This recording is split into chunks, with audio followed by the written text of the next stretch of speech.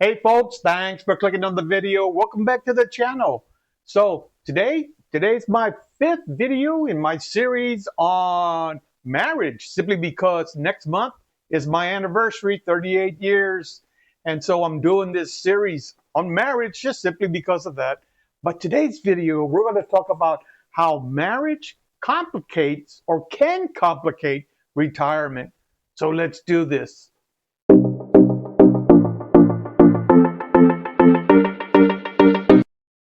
So retirement, it sounds simple.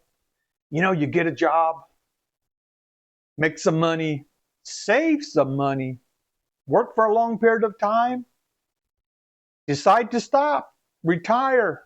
Now you get to enjoy your life. That sounds simple. But now throw marriage into the mix. Now it's not just about the numbers anymore. Now you're talking compromise. You're talking about timing. And sometimes, well, I think most of the time, you start to talk about conflict. But in today's video, that's what we're going to talk about. How marriage can sometimes disrupt retirement. So let's get into it. All right, the first scenario, which is our scenario, had to do with a stay-at-home mom, right? Or it could be a stay-at-home dad, either or. But for us, it was a stay-at-home mom. At the time, I already been in the military for about 10 years. We had two kids, and we didn't really trust daycares, and they were pretty expensive. And so we decided that we would skip that.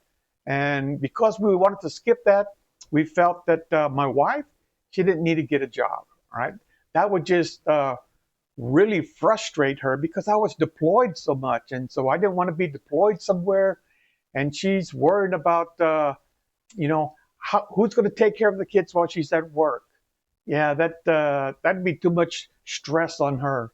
And so we just decided, hey, you know what? Don't worry about working. I make enough money at the time, and we could just learn to live within our means. And so that's what we did.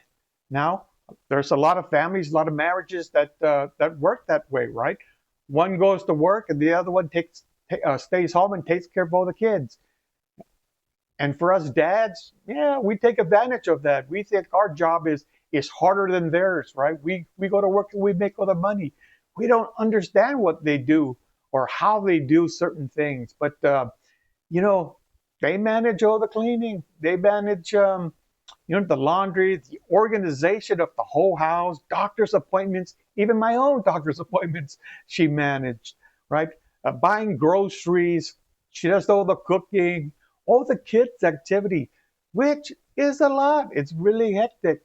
She gave up a career for her own self, a life for her own self, to take care of our kids, and to take care of me because that's a lot of stress on my shoulders as I was trying to complete my career in the military and then start another career, outside of it. Um, but we had a stay-at-home mom, and so uh, if you had a stay-at-home person when you decided to retire, it could make life a little bit easier, right? There's just one person to retire. Life's good. It can mesh together with that person that's staying at home, um, or we think it would mesh well. Well, here's what I found out once I decided to retire. I did have that conversation with my wife, and we discussed it. Knew what we were going to do going forward, but some of the things that I found out that I wasn't aware of was, what? While mom was at home doing all those things, um, she already created her own routine. She had a routine that she's been doing for a long period of time. And she had a lot of space in the house, right? And now I was retiring and I was coming home and I was really the one disrupting things at the house, right? So I think for my wife, there was a loss of boundaries. I came home and I wanted to take charge and do things my way. Well, that creates some problems, right? They feel that The role as the household manager was now being invaded, right? I was trying to change everything and change things, and she was used to a certain rhythm. Her identity, right? Her identity of who she was and what she did was starting to go out the window, even if one of our kids was already gone, and we had one who was a high schooler in the house. Still, it was her house, her routine, and I was changing that. I was changing that daily rhythm that she was so used to. Was making her frustrated, right? Um, just sharing the space in the house now. So I came home. Well, I needed to have an office somewhere, right? So we needed to put one up and move all my stuff here. Now I was starting to change things, move things around in her space. That caused some problems. Um, a lot of the chores, a lot of the chores that she always did, whether it was the laundry, whether it was the cleaning, organization, dusting, those kind of things. I'd see things that needed to be done, and I would do it, thinking that I was helping, but I wasn't helping. I was disrupting. I was changing things, and it was her routine, and now I was changing her routine. So I had to quickly pivot from what I was doing, and I had to figure out, you know, how I could de-escalate things and not cause so much conflict. So we had to have a conversation, family meeting. So what did I do? Well, we came to a realization that if I wanted to do something, I needed to ask. What? Me? Ask? This is my house. I paid for it. Yeah, I might have paid for it, but it's not my house. I didn't have nothing to do with it for, 30 some years, right? It was her household. It was run her way. And so me trying to come in and change everything, yeah, that wasn't going to work. So I learned that if I wanted to do something, I needed to ask. If I wanted to help her clean, I needed to ask. And if she didn't want my help, okay, that's okay. Not a problem. But what I needed to start to focus on was myself.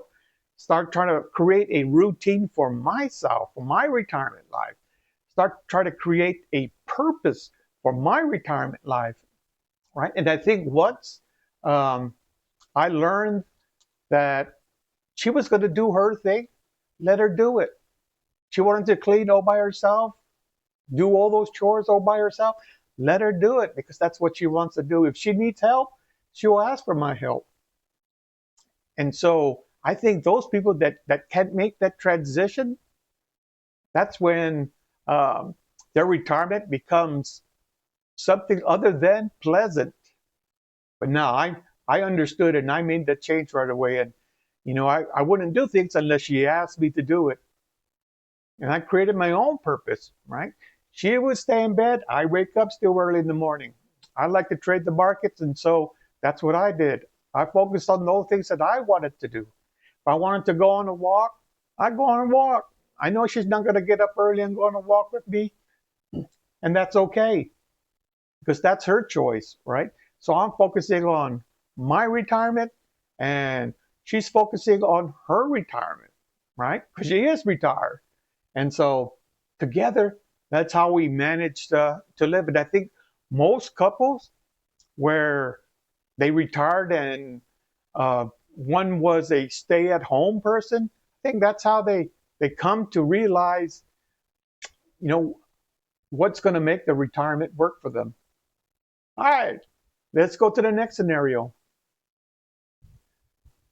Scenario number two, couple, one older, one younger. Older one wants to retire. Younger one says, I'm not ready. Yep, you got conflict. So why don't they want to retire? Well, could be their age. The age difference between me and my wife is 8 years. When I wanted to retire at 62, If she was working, which she wasn't, but if she was working and she said, I don't want to quit my job," well, I would have to wait until she hits 62, wait another 8 years. I'll still be waiting. That's a long time to wait. So age could be one of the reasons. Money could be another reason. Maybe that younger person says, "Well, there was a dollar amount that I wanted to hit. Maybe it's, I'm not 100% invested in my 401k yet. I got a couple more years." Maybe it's because of desire. Maybe they love what they do. They love the work. They love what the work means to them. They don't want to give it up yet. Could be. It could be healthcare. Healthcare is the number one cost in most families. Yep, if they give up their job, then they would have to find a healthcare plan in the marketplace. And if they wanted dental, they'll have to find a dental plan. They wear glasses, eyeglass plan. Those plans are expensive. It's the whole reason why the government shut down this last time. At least that's what they say. Yep. Healthcare is a big cost, a big factor. How about maybe they haven't fulfilled one of their work life goals? Most people, they love climbing that corporate ladder. They'll say, "You know what, one more year, and you know what? I might make senior partner. I might become a director. I might become a vice president, a senior manager." And so they wanted to stay until they hit that mark, till they achieve that goal. Most of us had a goal. We achieved it. And then we said, "You know what? We're ready to retire." The worst thing you could do is coach them into quitting the job and joining you in retirement. The problem is, years later, they'll regret it, especially if that was one of their goals. I met so many people that said, asked me how many years I did in the military, and I said 23. And then they'll say, "Yeah, I did 10. Man, I should have did 20 and retired just like you." Always woulda, coulda, shoulda. But they always regret. And the problem is in a marriage, when you coach them into retiring and your retirement doesn't go as well as you planned, and they start to regret, they'll blame it on you. Yep, that will happen. And then if one person continues to work and one retires, what do you do in retirement at that point? One is working. You're not going to go on no long trips. Nope. Not unless you're going to do it by yourself. So usually what happens is the one person that retires and stays home, they pick up all the duties, the cleaning, laundry, the cooking, buying the groceries, those same things we talked about with the work at home mom. All those duties, especially if you still got a kid at home, take care of the kid. The problem is that after a while, you start to figure out that you retired so that you could pick up all these duties. And then you might regret your retirement. Retirement can sometimes be isolating. So what's the goal there? What's the opportunity? Well, expectations, right? You got to have that honest conversation with your spouse and make sure you're both on that same plan. You know what to expect if one retires and one continues to work. All right, so let's go on to the next scenario. You are both working. Scenario number 3. All right, so both couples, both work, both are the same age. Some say this is the ideal situation. No conflict. Well, there's always potential for conflict. Just imagine that, you know, one going through retirement and you're going through these phases where you're trying to rediscover yourself and you have a spouse to kind of help you get through that. Now you have two. Both are going through these phases. So maybe you'll get some help from the spouse, but it be something like the blind leading the blind, maybe. Could be. There could be some potential there. You know, the loss of structure, the loss of your identity, trying to find a purpose again, going through all those stages. And then there's income, right? Before you had 2 paychecks, and now you have 0 paychecks. Now you're on a fixed income. With those 2 paychecks, you had a lot of money. You could do a lot of extra things, special things, things you like doing. Now on this fixed income, you have to set spending priorities.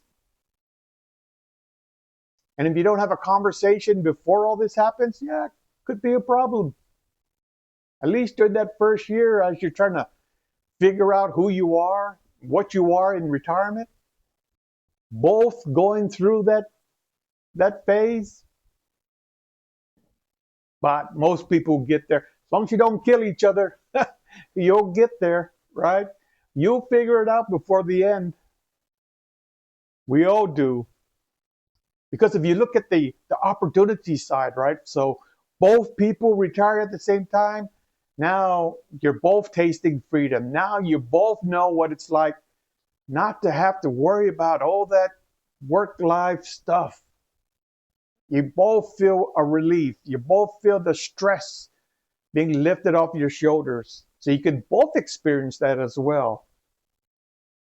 And you can both at the same time create, whatever routines you want, whatever purposes you want. And you can build your retirement life together now because it's all new and it's all new for both of you at the same time. Sometimes that deepens intimacy as well as your partnership. And that's always good in retirement. So this is Challenge Retirement Life saying, if you like this content, another one's going to pop up here. Click it on and let's keep the conversation going. Challenge Retirement Life. Lights out.